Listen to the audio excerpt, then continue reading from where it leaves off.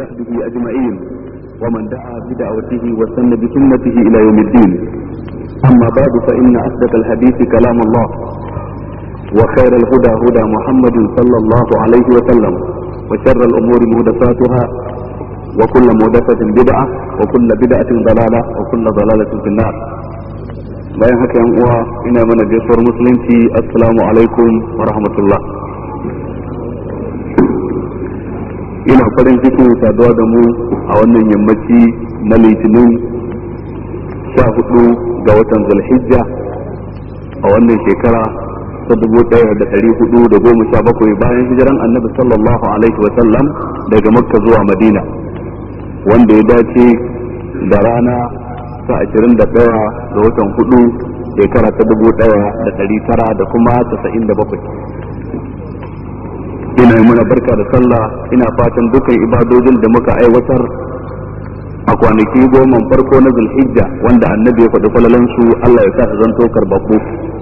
Haka kuma abin da ya biyo baya na ibadojin da muka yi tun daga ranar 10 ga watan ranar sallah, abin da ya shafi layya da zikiri da yawan salati ga annabi sallallahu alaihi wa sallama, Allah ya sa su zanto karbabbu. Ina godiya ga Allah subhanahu wa ta'ala da ya bani ikon cika alkawalinmu da muka yi tun da daɗewa bisa ga cewa za mu samu wani lokaci da za mu karanta littafin 40 hadis. Littafin 40 hadis littafi ne mai mahimmanci kwarai da gaske, kuma ubangiji subhanahu wa ta'ala ya sanya albarka ga littafin, ba wai a Najeriya kadai ba, a sasannin kasashen duniya daban-daban wannan littafi ya shiga kuma ana karantar da shi.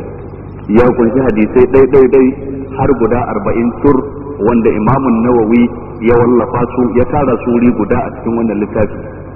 Daga baya imam ibn rajab al-hanbali ya zo ya cikasa wannan hadisai suka zanto 50, ya kuma ya musu sharhi dogo wanda ya sa masa suna jami'ul ulumi wal hikam.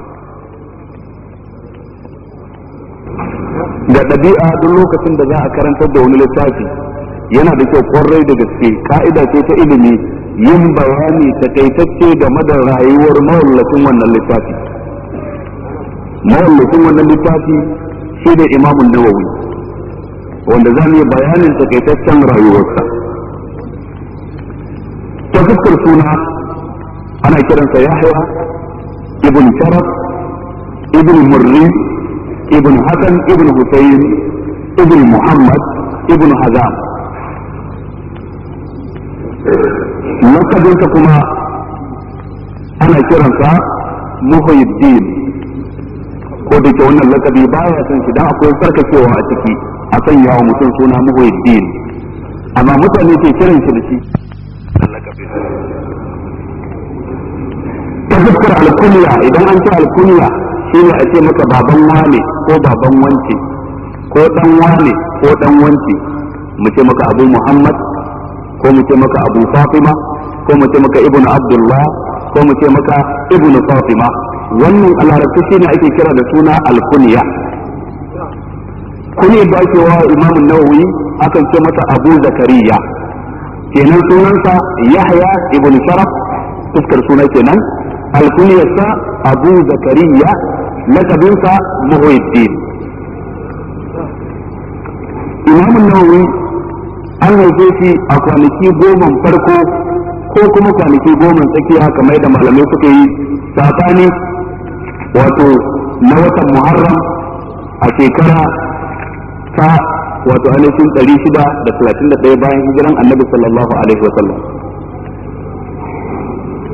a garin da ake kira Nawa, wani gari ne da ke cikin ƙauyukan da ke bin masarautar garin Dimashqa, babban birnin kasar Syria a yau.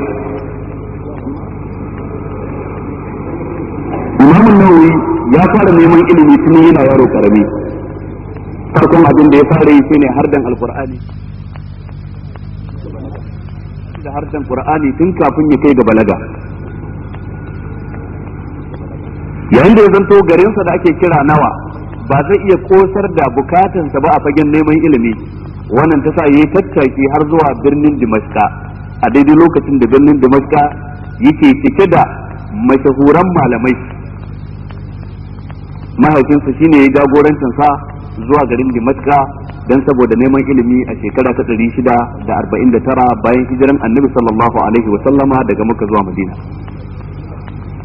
Irin littattafan da ya karanta a wurin malamai a wannan lokaci akwai littafin at-tanbihu fi furu'i shafi'iyya, ya haddace shi da ka, littafin da Imam Abu Ishaq Shirazi ya wallafa, sannan kuma ya haddace rubu'ul ibadat daga cikin littafin al-muhazzab fil furu'.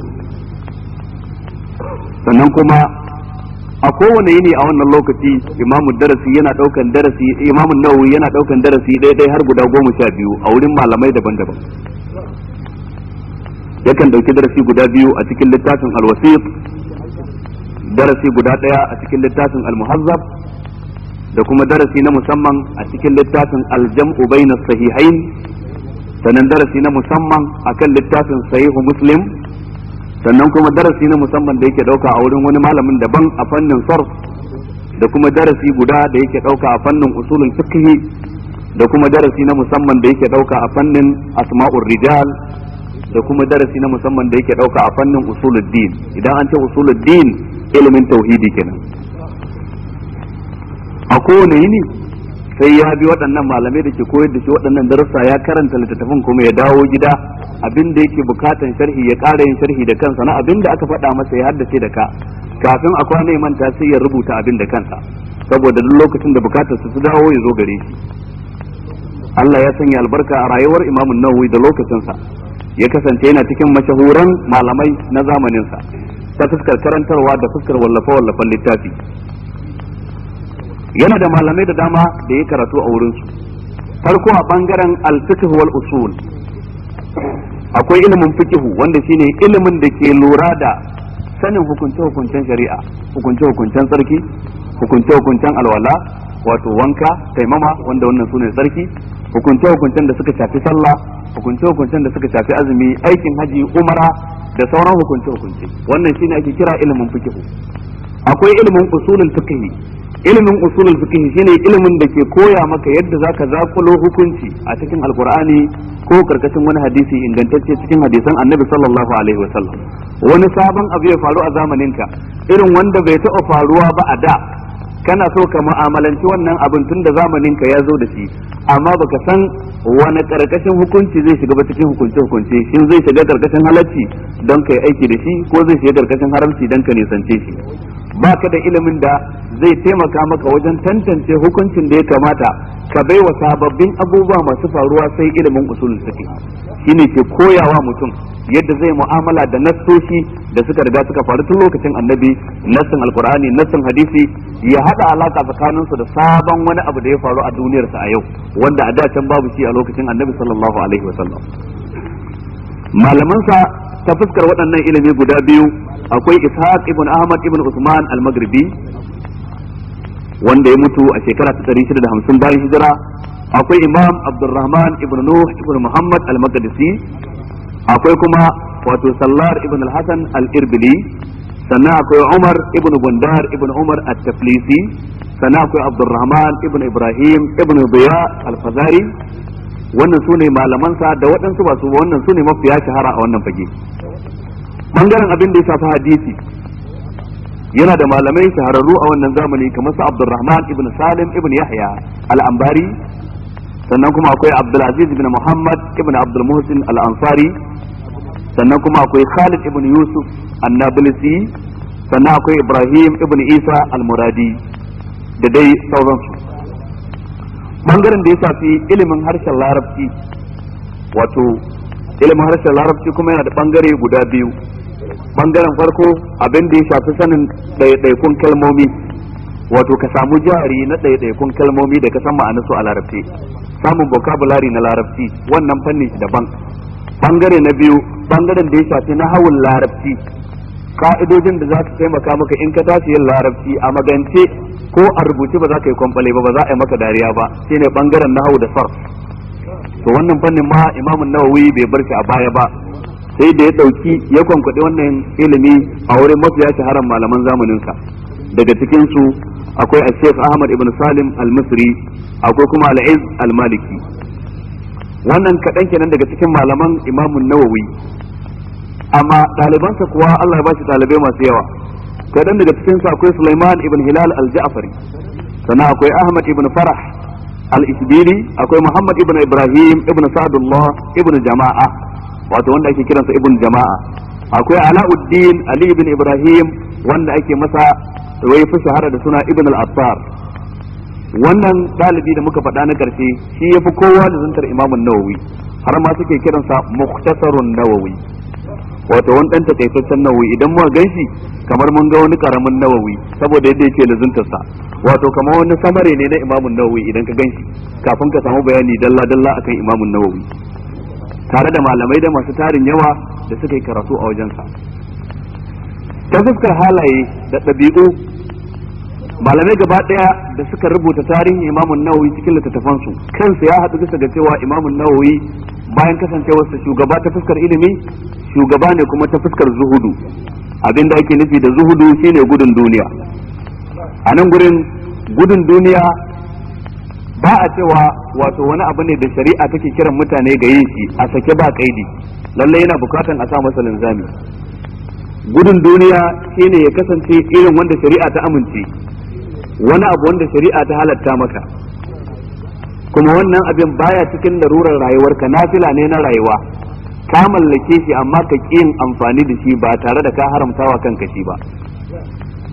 Abin da baya cikin dolan rayuwa, shari'a ta halatta maka shi, ka nisance shi ba tare da haramtawa ba. Muna neman sharuɗa guda nawa? 3. Shari'a ta halatta maka shi, kaga da abin da shari'a bata halatta ba dan ka guje shi, ai ba zuhudu bane ba wannan. Kai abin da yake wajibi kai dama, dole ka nisanci haram. Sannan kuma ya zanto ba daular rayuwa ba, domin duk abin da yake daular rayuwarka kamar abinci ko abin sha, dakin kwana da zai kare ka daga zafin rana, ko da zai kare ka daga ruwan sama, ko da zai kare ka daga sanyi na hunturu, wannan daular rayuwa ne. Idan ka ƙin amfani da wannan, to ka jefa kanka cikin halaka. Allah kuwa ce wala taqtulu anfusakum. Saboda haka nesantar wannan ba zuhudu bane ba, shine abin da sufaye da dama suka rinka yi tsammanin su suna yin aiki na gari, wa hum yahsabuna annahum yuhsinuna sun'a, bayan ko ba aiki na gari suka yi ba. Sannan kuma ya kasance ka nisanci abin ba tare da ka haramta a kanka ba, domin idan ka haramta wa kanka abin da yake halal gare ka ga shari'a, to shari'a ba ta yadda da wannan ba, domin haramci ko halacci a hannun Allah da manzon sa yake. Wala taqulu lima tasifu alsinatukum alkadhiba hadha halalun wa hadha haramun litaftaru ala Allah alkadhib. Dan haka dai abin da ake kira zuhudu shine abin da ya tara wannan sharuɗa da muka faɗa, abin da yake shari'a ta halatta maka ka nisance shi ba tare da haramta a kanka ba, kuma ya kasance wannan abu yana cikin wajen abin da yake dolan rayuwarka. Kun fahimta ku? Sai Imam Nawawi ya shahara kwarai da gaske ta fuskar zuhudu. Sannan kuma mutum ne sananne ta fuskar al'amru bil ma'ruf wan nahyu anil munkar. Mutum ne sananne ta fuskar gabatar da nasiha ga masu mulkin zamanin sa. Irin gabatar da nasihan da shari'a ta amince da ita shine ya same su a wurin zaman su, ya nemi izinin shigar su a tsakanin shi da su, ya tsoratar da su ubangiji ta'ala, ya tsoratar da su gamuwa a gaban Allah, ya tsoratar da su yawma yaqumun nas da rabbil alamin bil hikmati wal mau'izati al hasana, da hikima da kyakkyawan wa'azi da fadakarwa mai kyau, su fahimci cewa so yake ya fadakar da su domin a gudu tare a tsira tare, ba kawai so yake yi ya huce haushi ne ya zazzage su ko ya faɗa musu bakan magana ko ya musu fallasa ko dai wani abu makamancin haka ba. Yin wa'azi ga masu mulki abu ne da shari'a take nema a kowane zamani. Inda a ce malamai sun tsaya da wannan wajibin da al'amurra ba su gurɓace ba. Abin da ke kawo gurɓacewan al'amurra ta yadda malamai ba sa faɗakar da masu wa'azi, ko dai ya zanto ba sa faɗakar da su gaba ɗaya, wato ba sa faɗakar da masu mulki, ko ya zanto ba sa faɗakar da su gaba ɗaya, ko kuma su ɗauki salon faɗakarwa irin wanda yake sunansa tonin asiri ba nasiha ba. Shine kamar yanzu a nan a gaban ku in rinka magana akan Shehun Borno, in ce yayi kaza bai kyauta bori kaza bai kyauta bori kaza, ko da abin laifinsa ne ba kage ne masa ba, shin wannan sunansa nasiha? Ai tana masa asiri nake cewa ga wani abin da na sani ko baku sani ba don ku kyamace shi. In nasiha nake so ba sai in nema appointment da shi ba, in je in zauna da shi a fadarsa. Wannan na buga misali ne, kowane sarki irin yadda ya kamata a mu'amalance shi kenan. To irin sai Imam Nawawi a zamanin su abin da suke kenan, sai su aika wa sarki suna son ganin shi, kuma gani na musamman ba tare da cewa akwai fadawa tare da shi ba, saboda za su fadakar da shi, za su yi masa wa'azi, domin gyaruwar shugaba gyaruwar al'ummar gari ce, lalacewar shugaba lalacewar al'ummar gari ce gaba daya. Barnar da shugaba zai ta minti 5 sai mutanen gari su zo su yi ta gyara sama da shekara 5 su samu daman gyara ta ba, saboda jama'a na bin sa. Imam Nawawi ya shagala da karantarwa a makarantar da ake kira al-Iqbaliyya, wato wadda malaman mazhabar Shafi'iyya suka kafa wannan makaranta a zamanin sa. Ya wakilci babban malamin nan da ake kira wato Ahmad ibn Khillikan. Sannan Imam Nawawi yana da littattafai da dama wanda ya wallafa a fannonin ilimi masu tarin yawa. A bangaren ilimin hadisi akwai sharhin Sahihu Muslim wanda yake shine sharhin da aka yi wa Muslim mafi shahara a yanzu. Akwai littafin Riyadus Salihin wanda shine ya wallafa shi. Akwai littafin Al-Arba'un an-Nawawiyya wanda muke gabar sharhin sa a halin yanzu insha Allah. Akwai littafin Al-Isharat ila Bayan al-Asma'i al-Mubahamat. Akwai littafin At-Taqrib wanda Imam Suyuti ya zo daga baya tadribur rawi bi sharh Taqrib an-Nawawi, wato a fannin ilimin hadisi mustalah hadis. Akwai littafin Irshad Tullab al-Haqa'iq ila ma'rifati sunan khair al-khalaiq. Akwai littafin sharhin Sahih al-Bukhari. Akwai littafin sharh sunan Abi Dawud. Akwai littafin Hilyatul Abrar wa Shi'arul Akhyar fi talkhis ad-da'awat wal azkar al-mustahabbati fil layl wan nahar, wanda yafi shahara da suna al-azkar na Imam an-Nawawi. Wannan shine sunan sa cikakke. A bangaren ilimin fiqhu yana da littafin Rawdatul Talibin da kuma littafin Umdat wato Al-Majmu' Sharh al-Muhazzab. Wannan duka dan daga cikin littafan sa kenan. Yana daga abu wanda yake mai muhimmanci lokacin da za ka karanta rayuwar kowane malami ka san aqidar shi, saboda zaka samu wani malami ya kware ta fuskar nahwu, ta fuskar fiqhu, ta fuskar waɗansu ilmomi na hadisi, amma kuma a bangaren da ya shafi tauhidi wanda shine mafi muhimmancin bangare ya kasance yana da waɗansu kurakurai. Amfanin gane irin wannan shine domin ka amfana da littattafansa ta sauran bangarori, ba ruwanka da wannan bangaren da ya kuskure akai sai ka kyale masa kayansa. Sai ka ummatun qad salat laha ma kasabat wa lakum ba kasabtum wa la tusaluna amma kanu ya'malun. Bangaren aqidarsa Allah hakika mutum ne da ya tasirantu da aqidan ash'ariyya, aqidar da ake dangantawa Abul Hasan al-Ash'ari. Al-Imam Abul Hasan al-Ash'ari wanda ya mutu a shekara ta 260 ko da 60 da wani abu, babban malami ne wanda ya samu canji har guda 3 a rayuwarsa. Zangonsa na farko yana tafarkin Mu'tazilawa. Mu'tazilawa kuwa wata tawaga ce daga cikin tawagogin da suka kaucewa tafarkin da Annabi ya bar sahabbai akai. Suka kawo waɗansu mas'aloli da suka saba wa sauran musulmai akan su. Daga cikin irin aqidan su akwai aqidan cewa dukkan murtakibul kabira, wato mutumin da ya aikata wani babban laifi kamar zina ko shan giya ko caca, suka ce wannan mutum wato shi ba mummuni bane, shi kuma ba kafiri bane ba, wato manzila bainal manzilatayn kenan. Wato amma suka ce amma ranar tashin kiyama kuma zai dawwama a cikin wuta in ya shiga ba fita. Yana daga cikin aqidan su inkarin ceto, suka ce babu wani ceto a gobe kiyama. Wannan duk aqidan Mu'tazilawa ne. Yana daga cikin aqidan su idan shugaba ya laifi a zare takobi sai an fitar da shi ko da karfin tsiya, ba magana a gabatar da nasiha shine zare masa takobi kawai. Da dai munanan aqidu wanda suka kunshi wannan. Ta fuskar abin da ya shafi sunaye da sifofin Allah kuwa suna ganin wato ubangiji ta'ala baya da wata sifa, kawai haka yake ba tare da sifa ba za ka ce ba mai ji ne ba za ka ce ba mai gani, ba za ka ce ba mai kudura, ba za ka ce ba mai rahama, ba za ka ce ba mai jin kai. Idan aka ce ya za ku yi da as-sami'ul basir, ya za ku yi da kana Allahu sami'an alima, kana Allahu afuwan ghafura, sai suka ce mun yadda shi sami'un bila sami, basirun ne amma kuma bila basirin. Wai an yadda sunan shi as-sami'u amma ba dan yana ji ba baya ji, an yadda sunansa basir amma ba dan yana gani ba, basirun bila basirin, da sauran munana akidu.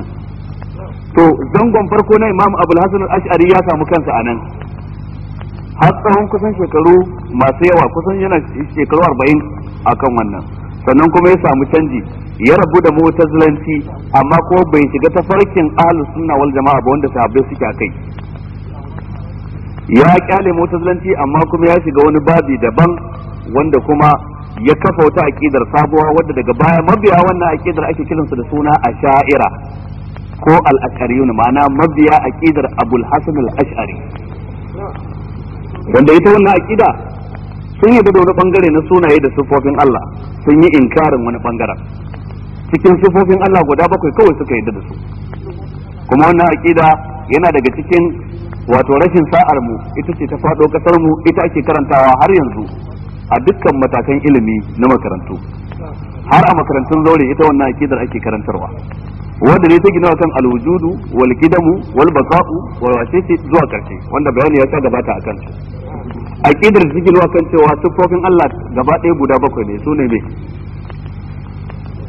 sune as-sam'u da me al-basar da al-hayatu da al-kalamu da al-iradatu da me har dai zuwa guda 7 din nan suka lissafa suka ce sune kawai wanda ba su yi tawilin su ba, amma dukkan wata sifa da ba wannan ba suna kokarin yin tawilin ta, sai a karkatar da ma'anarta zuwa wata ma'anar daban. To wannan shine ash'ariyanci. Daga baya imamul Abul Hasan al-Ash'ari bayan ya kafa wannan sai ya sake samun canji a ƙarshen rayuwarsa, shine ya watsar da wannan aqidar ya koma aqidar sahabbai da ake kira aqidatu ahli sunna wal jamaa, wanda anan ne ya wallafa littafin sa mai suna al-ibana an usulid diyana. Yace gaba ɗaya na yi shekaru masu tsawo ina kan wani tafarki ta fuskar tauhidi wanda ba shine tauhidin da annabi ya bar sahabbai akai ba, amma zai ubangiji ya riske ni da sa'ada ta da arzikin sa na dawo zan tabbatar da duk abin da Allah ya tabbatarwa kansa cikin Qur'ani ko annabi sallallahu alaihi wa sallama ya tabbatar masa cikin hadisi ingantacce, yayi wannan littafi mai suna al-ibana an usulid diyana. To da dama kaga yanzu daga cikin masu da'awar bin Abul Hasan al-Ash'ari ba akan akidar da shi ya mutu bane, shi ya canja wannan akidar, amma kuma su waɗanda suke na baya yanzu ba su san ya canja ba, ake ta bin shi akan wannan akidar. Akan ta aka wallafa littattafai da dama da muke koyon tauhidi a yau, littafin Hayatul Islam, littafin Ummul Burahim, Jawharatut Tauhid, da duk wannan littattafai gaba ɗayan su an gina su ne akan akidan ash'ariyanci, aqidar da ta sabawa hakikanin abin da Annabi sallallahu alaihi wa sallama ya bar sahabbansa kenan akai. To Imam Nawawi ya tasirantu da wannan aqidar a cikin da dama daga cikin wallafansa. Zaka karu da shi ta fuskar abin da ya shafi ilimin hadisi, mustalahu, fiqh, usulul fiqh, bangaren al-fiqh al-muqaran da dukkan bangarori, amma idan ka zo bangaren abin da ya shafi tauhidul asma'i was sifat to sai ka yi takatsantsan, kar ka dauki maganganunsa kai tsaye, gwatanta maganganunsa da maganganun da suka gabata na sahabban Annabi sallallahu alaihi wa sallam. Ina fatan kun fahimta da kyau, musamman a cikin sharhin sa na sahihu Muslim da dama daga cikin hadisan da suka zo suna magana kan sifofin Allah yayi kokarin tawilin su. To zaka samu da dama daga cikin manyan malamai sun yi fice a cikin wani bangare, a wani bangare an samu karkacewar su, wannan ba dan koyo ba dan saboda gajiyawa ta dan adam. Duk inda dan adam yake tare yake bai cika 10 ba, illa ya ka sai ka kwatanta ayyukansa na alkhairi da kuma abin da ya na kurakure ka ga wanne suka fi yawa, sai ka kwatanta shi, ka jeranta shi, ka dora shi akan sikelin alheri idan alherin sa ya fi sharrin sa yawa. Sannan kuma mutanen da ke fadawa kan kuskure kashi biyu ne, imma mutum ya fada ma kuskure ya san kuskure ne da ganganci, imma mutum ya fada ma kuskure ba tare da ya fahimci cewa kuskure bane ba. To kaga duk wanda ya fada ma kuskure da ganganci shine wanda za a zarge shi, shine wanda za a kausa harshe kansa, amma mutumin da ya fada ma kuskure ba tare da ya san kuskure bane ba, wannan har yanzu shari'a tana ba shi uzuri, musamman in ya zanto gari ko kasar da ya rayu a kai gari ne da ya gino akan irin wannan kuskuren, aka yi tashi da iyaye da kakanni a kai, waɗanda suka karantar da shi a kai, to da wuya mutum ya iya samun wato ainihin canji akan wannan kuskure nashi, sai in Allah ya rubuta masa tafiya daga wani wuri zuwa wani wuri. Shi yasa malaman da bayan sun gamu da ilimi a ƙasarsu sun karantu, sai su ga har yanzu ba su kai fagen ilimi ba, dole sai sun je gabas, sun je yamma, sun je kudu, sun je arewa, sun kwatanta abin da suka karanta da abin da wani ya karanta, sun ji yaya nasu yake, su yi wa ilimin su gyara, to sannan su tabbata su dawo garin su gaba da karantarwa. Amma kana zaune a garin ka kai kadai, abin da ka karanta sai ka dauka shine ilimi, duk abin da ya fita daga nan gurin bai zama ilimi ba. Duniya kuma ta ci gaba. Wannan tun lokacin sahabban Annabi sallallahu alaihi wasallam haka suke yi, da Annabi bar duniya sai sahabbai suka tarwatse, waɗansu suka tafi Sham suka zauna, waɗansu suka tafi abin nan Iraq, waɗansu suka tafi Afirka suka shigo kasar Misra suka zauna, waɗansu suka je sasanni daban-daban. Idan wani sahabi ya tuna da wani hadisin da ba wanda ya ji daga Annabi sai sahabi wani, shi kuma yanzu bai haddace wannan hadisin ba, sai ya ɗauki raƙuminsa ya lafta masa kaya da guzuri ya tafi tun daga Madina har zuwa ga Dimaska dan ya je jiwo hadisi ɗaya ya sake dawowa Madina. Irin abin da suka rinka yi kenan. A takaice da abin da nake so in ce a nan gurin, kuskuren da malamai ke jingina ma Imam Nawawi ta babin tauhidi, wannan baya rushe ayyukansa da na alheri, kuma baya hana dukkan musulmi su yi masa addu'a ta gari cewa da shi da mu gaba daya ubangiji ya fi mana kurakuran mu. Kuma wannan ba yana nuna munana bane gare shi, domin dukkan dan adam ba masumi bane, ba zai iya yin kuskure. Sannan kuma wannan ke nuna gajiyawar dan adam din da aka ce gaba daya dan adam gajiyayye ne. Abu na karshe abin da ya shafi mutuwar Imam Nawawi Allah ya karɓi rayuwarsa wato ainihin bayan ya zauna a garin Damascus har sama da shekaru 28 yana karantarwa a sasanni daban-daban. Ubangiji ya karɓi rayuwarsa a ranar 24 ga watan Rajab a shekara ta 676 bayan hijiran Annabi sallallahu alaihi wa sallama daga Makka zuwa Madina. Annan kuma aka birne shi a birnin Damascus wanda aka fi sani Damascus a yau, wato babban birnin kasan Syria. Daga cikin littattafan da za su taimaka maka wajen ƙara kanka bincike sama da wanda ne maka yanzu game da rayuwar Imam Nawawi, akwai littafi guda mai suna Al-Ihtimam bi tarjamatil Imam Nawawi Shaykhul Islam wanda Imam Sakhawi yayi. Akwai littafi mai suna Al-Bidayatu wan Nihaya na Ibn Kathir a juz'in sa na 13. Akwai littafin Tazkiratul Huffaz na Imam Zahabi idan ka duba cikin juz'in sa na 4.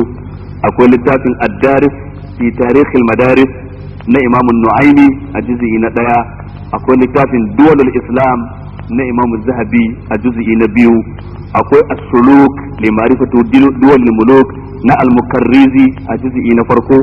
Sannan akwai littafin Shazarat az-Zahab fi akhbar man zahab na Ibn al-Imad al-Hanbali wato a cikin juz'in sa na 5. Akwai littafin Tabaqat ash-Shafi'iyya na Imam al-Isnawi. Akwai littafin Tabaqat ash-Shafi'iyya na Imam Ibn Hidayatullah. Akwai littafin Tabaqat ash-Shafi'iyya al-Kubra na al-Allama as-Subki. Akwai littafin al-Ibar fi khabar man ghabar na Imam az-Zahabi. Akwai Fawatul Wafayat na Muhammad Shakir al-Kutubi. Akwai Mir'atul Jinan wa Ibratul Yaqazan fi ma'rifati ma yutabaru min hawadith zaman. Wannan duk sun kawo tarihin Imam Nawawi wanda idan mutum na son ya kosar da yunwar da yake da ita game da sanin tarihin Imam Nawawi sai ya koma wadancan littattafan. Yanzu nan kawai mukaddima ce game da shi. Yanzu kai tsaye bayan mun riga mun yi dan takaitaccen bayani game da Imam Nawawi wanda shine mawallafin littafin mu 40 hadis, sai mu shiga cikin littafin kai tsaye mu ga adadin hadisai nawa zamu iya karantawa a yau, duk da cewa wannan mukaddima ta riga ta cinye mana wato ainihin lokaci mai yawa. Imam Nawawi ta al-hadith al-awwal an Amir al-Mu'minin Abi Hafs Umar ibn al-Khattab radiyallahu anhu qala سمعت رسول الله صلى الله عليه وسلم يقول إنما الأعمال بالنيات وإنما لكل امرئ ما نوى فمن كانت هجرته إلى الله ورسوله